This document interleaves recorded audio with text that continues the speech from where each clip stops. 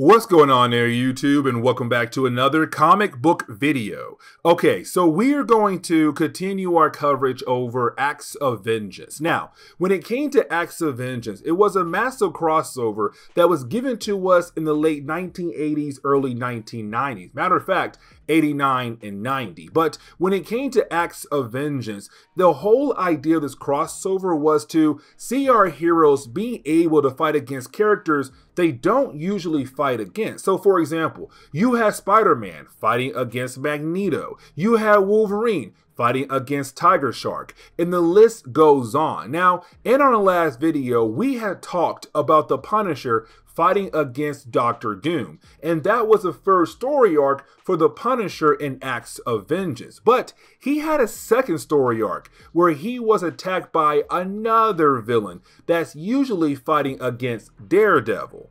Now, when it comes to Acts of Vengeance, I kind of want to sit down and re-explain how the whole entire event came together. And it's all because of, well, Loki. You see, when it came to Loki, he realized that the bad guys are always losing to the same heroes over and over and over again. And he said, why don't we do things differently? Because the problem is you guys keep going after the same heroes over and over again. Why not go after a different hero where your powers might actually give you the advantage over that hero, where you might be able to actually win against? And so when it came to Loki, he was able to build an inner circle. Now, the inner circle were the ones in charge of the entire operation. In the inner circle, you had the Red Skull, Magneto, the Kingpin, Dr. Doom, the Wizard, the Mandarin, and I'm forgetting about somebody else, but the inner circle were the ones in charge of the entire operation. Now, when it came to Loki, he did appear to each one of them as a mysterious guy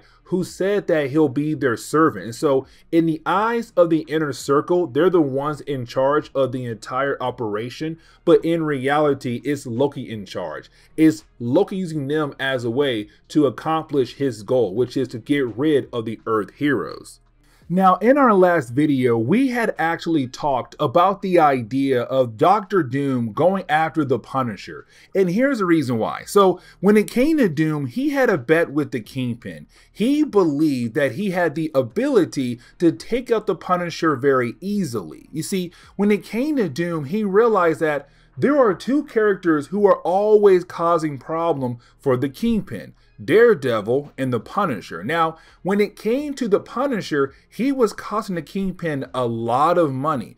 And so you had Doom say, listen, man, I don't understand how you're not able to take out the Punisher. He's basically a nobody. He is somebody you can take out so easily. And so you had Doom in our last video try his best to take down the Punisher. Now, the Punisher did find a way to get Doom off his back for the time being, but Dr. Doom is technically not done in trying to go after the Punisher. Now, the opening pages of this book, it really does focus on two different characters, the Punisher and Bushwacker. Now, Bushwacker is going to be the bad guy for today's video. Now, Bushwacker is usually fighting against Daredevil. Matter of fact, he first appeared in Daredevil number 248.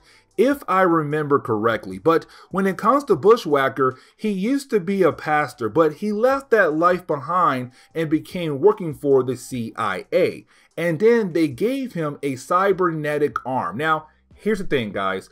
It's going to retcon down the road that he is actually a mutant. But around this time in Marvel Comics, he was not a mutant. He was a regular guy who had a cybernetic arm. Now, here's the thing. After getting that arm, he became a mercenary, a freelancer more likely, where he would take on different jobs to go after different people. But most of the time, he would take different jobs to go out there to kill mutants. Now, around this time, he was working for the Marauders to go after mutants to kill them. And so in the opening pages of this book, we see the Punisher going after bad people once again, but we see Bushwacker going after a mutant, where you have both guys being able to accomplish their goals. Now, there is a good reason why you have the opening pages show with both characters at the same time. But before I am able to explain why, we jump over to Dr. Doom and also the Kingpin. Now, here's the thing. Doom is telling Kingpin that yes, he may have lost the bet in our last video, but he lost the bet because he wanted to. It's just Doom not trying to admit that he failed to win the bet against the Kingpin. But either way, you do have Doom say, you know what, I failed, but guess what? I can still take him out very easily. But you didn't have the Kingpin say, stop, you know what? I am going to handle this for you and for me as well. I think I know somebody who will have the ability to take down the Punisher.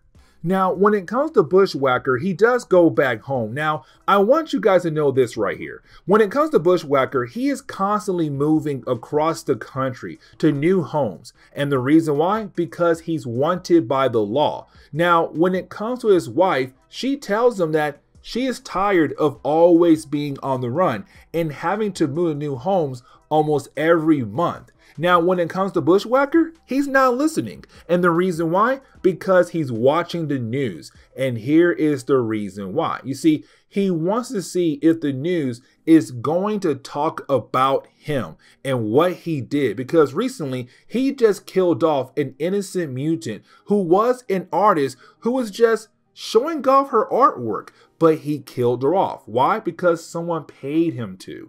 And so while watching the news, he realized that they are comparing him to the Punisher, but they're saying the Punisher is good and he is not. You see, when it comes to the Punisher, he's going after bad people, drug dealers, killers, murderers, whatever. He's killing them off and trying to make the world a better place. But when it comes to Bushwacker, he's going after innocent mutants who have done nothing wrong. How in the world does that really help the world become a better place? And so while watching the news, he begins to hate the Punisher. He wants to go find the Punisher and kill him off because now he hates the idea that Punisher is getting all this praise and he's getting all the hate. Now, here's the catch though, guys. You see, the news channel that was saying all those different things about the Punisher and Bushwacker, they were hired by Loki to say those things. And the reason why? Because Loki is going to hire Bushwacker to go after the Punisher. Now, at first, you have Bush say, no, I am not going to go after the Punisher. But then you have Loki say, hey, you know what?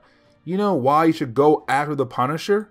Because he's an ally of Daredevil. And like I said earlier, when it comes to Bushwacker, he is usually going after Daredevil. But because they work together, he's now down with the idea of going after the Punisher. Now, the first person to most likely to use as a way to get to the Punisher is a character known as Jason Hunt.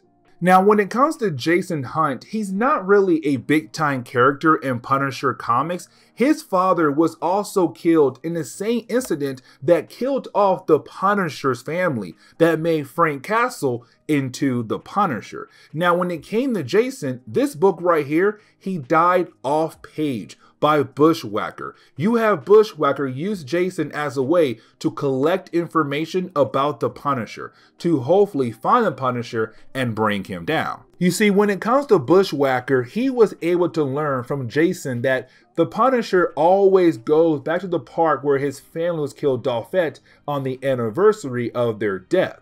And so for Bushwacker, he realized that he'll be able to catch the Punisher off guard. Now, when it comes to Frank Castle, he was warned by his partner Microchip to not go back to the park because they got word about what happened to Jason Hunt.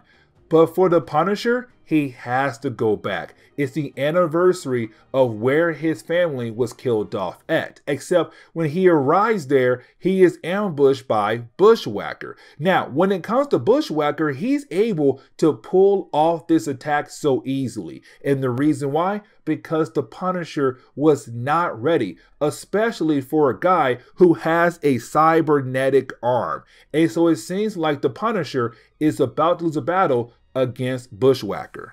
And so as we dive into the next chapter, well, we pick up with the Punisher trying his best to survive against Bushwacker. But Bushwacker came prepared, and the Punisher did not come prepared at all. And so Bushwacker is able to beat down on the Punisher. And guys, when I say beat down, I literally mean beat down on the Punisher, to the point where we're left to believe at first that the Punisher is going to die here. And matter of fact, when it comes to Bushwacker, he believes that he had killed off the Punisher, and he begins to walk away and take one of the bikes that belongs to the Punisher and just leave, because his mind, his job is finished. The Punisher is dead, and to the Punisher, he believes that he's going to die and he is going to finally see his family in heaven.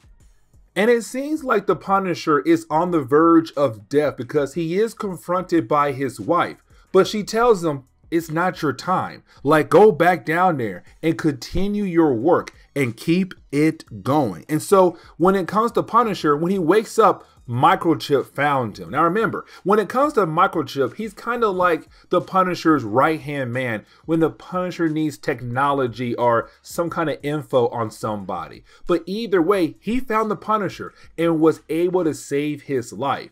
And so the Punisher and Microchip, they're going to work together to figure out how to take down Bushwacker.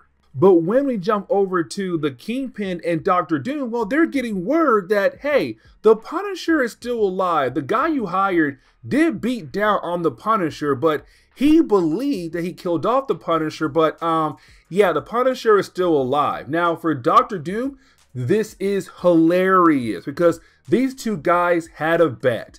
And again, for Dr. Doom, he chose to stop going after the Punisher. In reality, the Punisher made Doom stop. But when it comes to Kingpin, he's very upset because he's trying to win the bet between him and Dr. Doom, and Bushwacker is making him lose the bet as well. Really, both men already lost. But now, the Bushwacker is in for a surprise, because the rest of the book is really more of the Punisher just getting revenge against Bushwacker for attacking him. And so for Bushwacker, he believes, you know what, job is done, I'm all good, yada yada, and spending time with his wife, until you had a Punisher drive his battle van right through the house of Bushwacker. Now his wife is at home and she is surprised as well to see the Punisher. Now when it comes to the Punisher, he says, listen, I'm going to let her live for now, but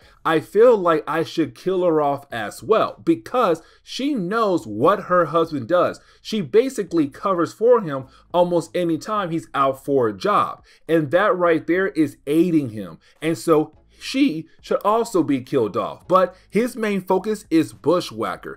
And you have the two guys go at it. Now, she does step in and says, both of you are crazy. And here is the reason why. Because both of y'all are just alike. Yes, you both kill for different reasons, but you're both killers. You're both just alike. But you also have her say, you know what? I am done being with you, Bushwacker, because now my life is put in danger because this man found where you lived at and came at me. And so she leaves. Now he is heartbroken because now he lost the woman he loved. But now his main focus is to kill the Punisher, or, you know, for him to kill the Punisher again. But you have the Punisher come prepared this time. He pulls out a gun and said, pop, pop, you're gone, Bushwacker. Now, Bushwacker does hang for his life on the edge of this bridge. And you have the Punisher being able to save him. But for Frank, he's like, why should I? You're a killer. And I kill bad people. And so he lets Bushwacker just fall off. And there he goes. And this is where we'll be in today's comic book video. So please leave me a like down below and subscribe. But guys, see y'all next time. Later.